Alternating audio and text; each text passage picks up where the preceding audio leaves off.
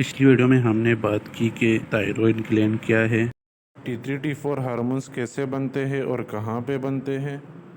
ये सब कुछ हमने पिछली वीडियो में डिस्कस कर लिया था। इस वीडियो में हम देखेंगे कि थायराइड हार्मोन्स बनने के बाद उसका क्या काम होता है, T3 T4 कहाँ पे जाते हैं, कहाँ अपना काम करते हैं और किस तरह करते हैं। T3 T4 हार्मोन्स हमारी बॉडी के तकरीबन हर सेल में जाते हैं और हमारी फिज़िकल और मेंटल ग्रोथ में हेल्प करती है। हम सबको अलग डिस्कस करेंगे। सबसे पहले हम सेल की बात करेंगे कि T3 T4 हार्मोन्स जब सेल में जाते हैं तो उनका क्या फंक्शन होता है।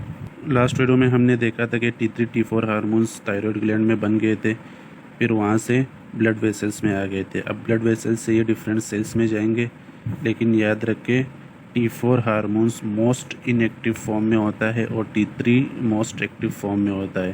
तो हमारे मोस्टली सेल्स T4 को पहले T3 में कन्वर्ट करते हैं। तो पहले हम देखेंगे कि T4 T3 में कैसे कन्वर्ट होता है।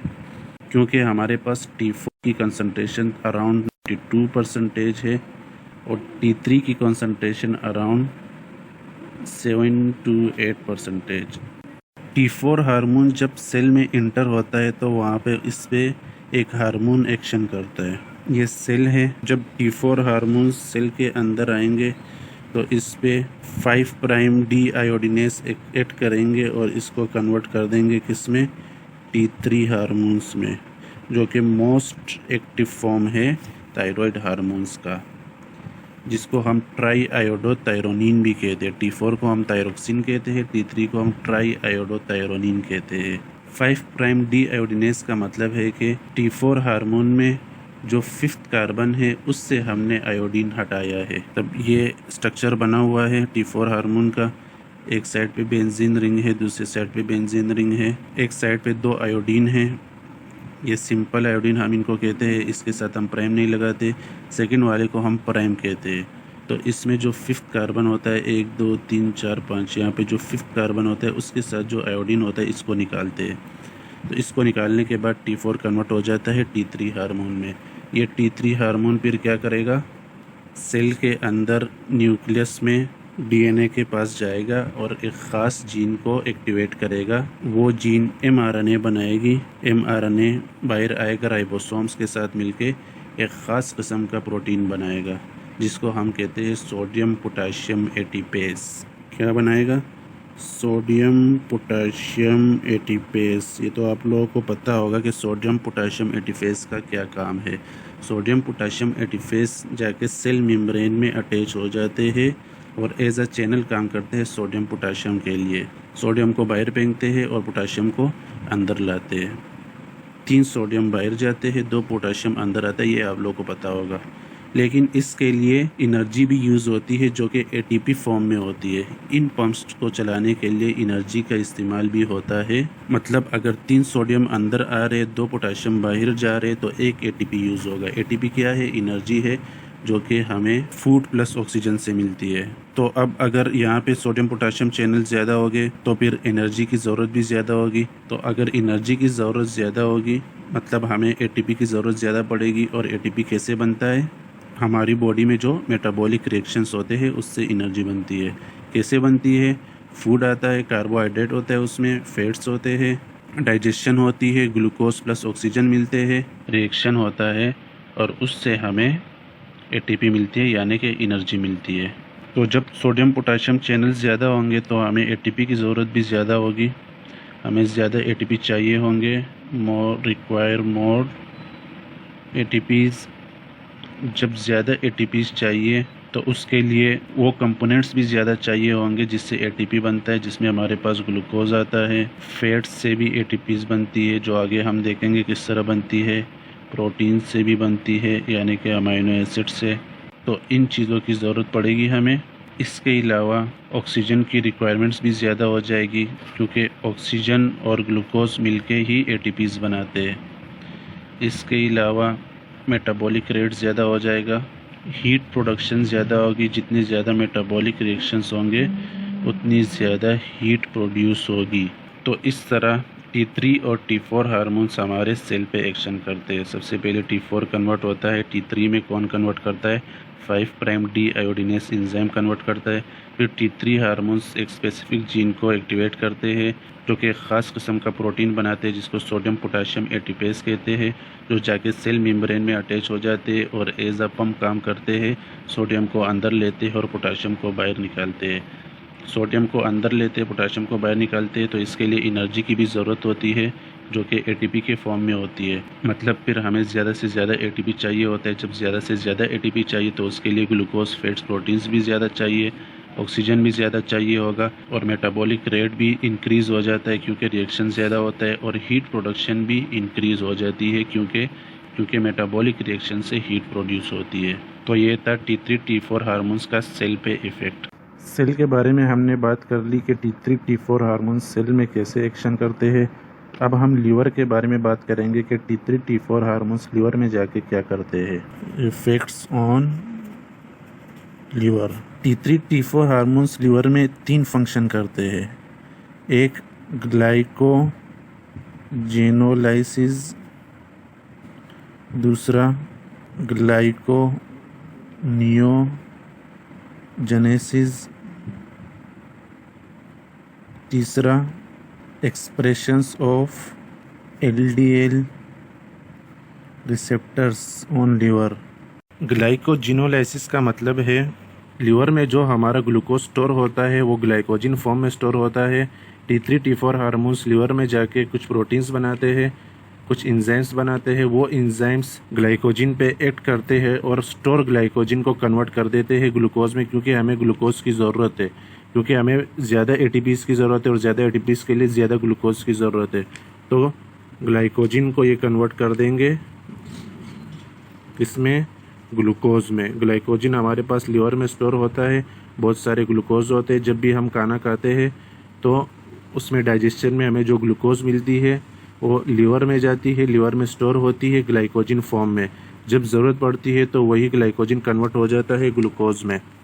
इसी तरह T3 T4 हार्मोन्स एक और फंक्शन भी करते हैं जिसको कहते हैं ग्लाइकोनियोजेनेसिस। ग्लाइकोनियोजेनेसिस का मतलब है कि किसी नॉन कार्बोहाइड्रेट मॉलिक्यूल से ग्लूकोज बनाना।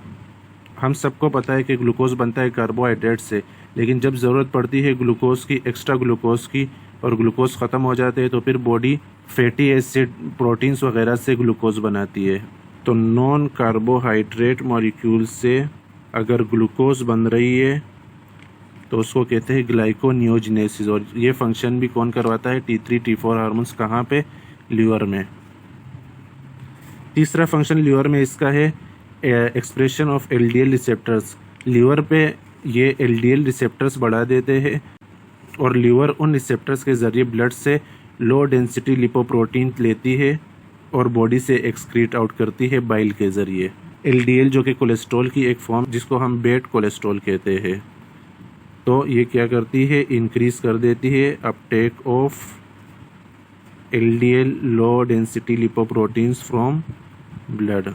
तो T3 T4 हार्मोन्स के लीवर में ये 3 फंक्शंस है। अब हम देखेंगे कि T3 T4 हार्मोन्स हार्ट पे कैसे एक्शन करते हैं। T3 T4 हार्मोन्स हार्ट के सेल्स में जाके एक रिसेप्टर बढ़ाते हैं जिसका नाम है बीटा एड्रीनर्जिक रिसेप्टर्स। इन रिसेप्टर्स को स्टिमुलेट करते हैं। इन रिसेप्टर्स से फिर बाइंड होते हैं क्या, अगर आप लोगों को पता हो, एपिनेफ्रिन एंड नॉर एपिनेफ्रिन। और आप सबको पता होगा कि एपिनेफ्रिन एंड नॉर एपिनेफ्रिन जब एक्टिवेट हो जाते हैं तो वो क्या करते हैं, हार्ट की कॉन्ट्रैक्टिलिटी बढ़ा देते हैं। हार्ट की कॉन्ट्रैक्टिलिटी बढ़ गई तो इससे स्ट्रोक वॉल्यूम बढ़ेगा, क्योंकि वेंट्रिकल्स बहुत ज़्यादा कॉन्ट्रैक्ट हो रहे होंगे, स्ट्रोक वॉल्यूम बढ़ जाएगा। स्ट्रोक वॉल्यूम आप लोगों को पता होगा, वेंट्रिकल्स जब कॉन्ट्रैक्ट होते हैं उससे जितना ब्लड निकलता है एओर्टा के ज़रिए उसको कहते हैं स्ट्रोक वॉल्यूम। स्ट्रोक वॉल्यूम बढ़ गया तो कार्डियक आउटपुट बढ़ेगा।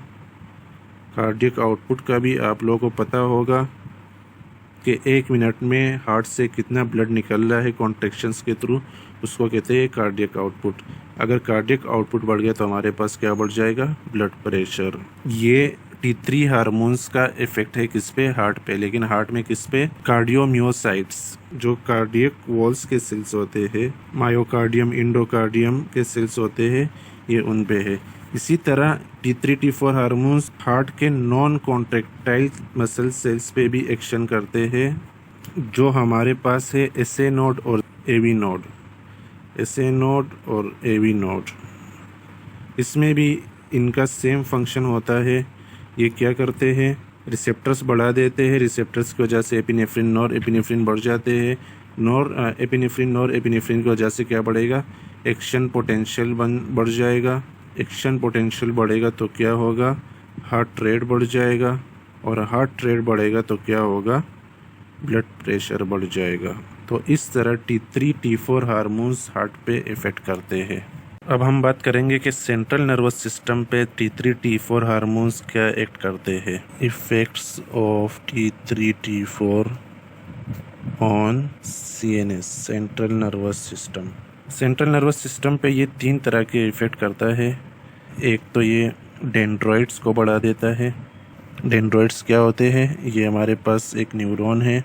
ये न्यूरॉन की सेल बॉडी है, ये एक्सॉन है, एक्सॉन टर्मिनल है। न्यूरॉन की सेल बॉडी से जो यहाँ पे डेंड्रॉइड्स होते हैं। एक तो ये डेंड्रॉइड्स को बढ़ा देते हैं, जिसकी वजह से न्यूरल कनेक्शंस बढ़ जाते हैं। दूसरा काम, ये माइलिनेशन बढ़ाते हैं। आप सबको पता होगा कि एक्सॉन पे यहाँ पे एक लेयर होती है जिसको माइलिन शीथ कहते हैं। ये उसको बढ़ा देते हैं, जिसकी वजह से एक्शन पोटेंशियल फास्ट हो जाता है। तो CNS पे इसके ये 2 फंक्शंस है। अगर ये दोनों बहुत ज़्यादा बढ़ जाए, यानी कि हाइपरथायरॉयडिज्म हो जाए, तो फिर पेशेंट को एंजाइटी, कन्फ्यूजन वगैरह होती है। इफ़ेक्ट्स ऑन बोन्स, बोन्स पे इसके क्या इफ़ेक्ट्स होते हैं। बोन्स में ये 2 फंक्शन कर रहा होता है। बोन्स के जो सेल्स है, ओस्टियोब्लास्ट्स और ओस्टियोक्लास्ट्स, इनकी एक्टिविटी को ये रेगुलेट करता है। इनको नॉर्मल रेंज में रखता है कि ना तो ऑस्टियोब्लास्ट की एक्टिविटी ज़्यादा या कम हो जाए, और ना ही ऑस्टियोक्लास्ट की एक्टिविटी ज़्यादा या कम हो जाए। ऑस्टियोब्लास्ट का मतलब होता है बोन्स डिपोजिशन, और ऑस्टियोक्लास्ट का मतलब है बोन्स रिजर्वेशन। इसके अलावा इसका एक और फंक्शन भी है बोन्स में। ये बोन में कॉन्ड्रियोसाइट्स यानी कि एपिफाइसल प्लेट्स की प्रोलिफरेशन करता है, हाइपरट्रोफी करता है, मतलब उनको बढ़ा देता है। फॉर एग्जांपल यहाँ पे बोन है हमारे पास, इसमें ये वाली जो लाइन होती है इसको कहते हैं एपिफाइसल प्लेट, जिसमें हमारे पास कॉन्ड्रोसाइट सेल्स होते हैं। ये इन सेल्स की प्रोलिफरेशन करता है, इन सेल्स को बढ़ाता है, जिसकी वजह से बोन का साइज़ इंक्रीज़ हो जाता है, जिसको कहते हैं इंटरस्टिशियल ग्रोथ। तो दूसरा काम इसका क्या है, इंक्रीज दी इंटरस्टिशियल ग्रोथ। तो बोन्स पे इसके 2 इफ़ेक्ट्स है। एक ये ऑस्टियोब्लास्ट और ऑस्टियोक्लास्ट की एक्टिविटी को रेगुलेट करता है, और दूसरा ये इंटरस्टिशियल ग्रोथ को बढ़ाता है बोन्स में। Effects on adipose tissues, adipose tissues पे इसका क्या एक्शन होता है। जैसा कि हमने लीवर में देखा था कि T3 T4 हार्मोन्स ग्लूकोनियोजिनेसिस करवाते हैं, मतलब नॉन कार्बोहाइड्रेट से ग्लूकोज बनाते हैं, जिसमें से फैटी एसिड्स भी हो सकते हैं, फैटी एसिड से भी बनाते हैं। तो उन फैटी एसिड्स में वो ग्लाइसरील मालिक्यूल से बनाते हैं, और वो ग्लाइसरील मालिक्यूल कहाँ से आता है, एडिपोज टिश्यूज़ में ट्राइग्लाइसराइड से आता है, और इस प्रोसेस को कहते हैं लिपोलाइसिस। लिपोलाइसिस में क्या होता है, फॉर एग्जांपल ये हमारे पास एक एडिपोसाइट है, इसमें अंदर क्या होगा, ट्राइग्लाइसराइड मालिक्यूल होगा। ट्राइग्लाइसराइड मालिक्यूल में एक ग्लाइसरील मालिक्यूल होता है और 3 फैटी एसिड्स होते हैं। T3 T4 हार्मोन्स इस पे ऐड करेंगे, इसमें कुछ ख़ास एंजाइम्स को एक्टिवेट करेंगे, और वो एंजाइम्स इस ट्राइग्लाइसराइड को ब्रेक डाउन कर देंगे, और इसमें से ग्लाइसरील मालिक्यूल चला जाएगा लीवर में, और लीवर में फिर ग्लाइसरील मालिक्यूल कन्वर्ट हो जाएगा ग्लूकोज में। इफ़ेक्ट्स ऑन मसल्स, मसल्स में ये प्रोटीन मेटाबॉलिज्म को रेगुलेट करता है, यानी उनको बैलेंस रखता है।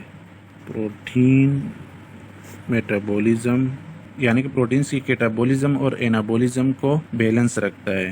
प्रोटीन्स जब अमाइनो एसिड्स में कन्वर्ट होते हैं तो उसको कहते हैं कैटाबॉलिज्म, और जब अमाइनो एसिड्स प्रोटीन्स में कन्वर्ट होते हैं तो उसको कहते हैं एनाबॉलिज्म।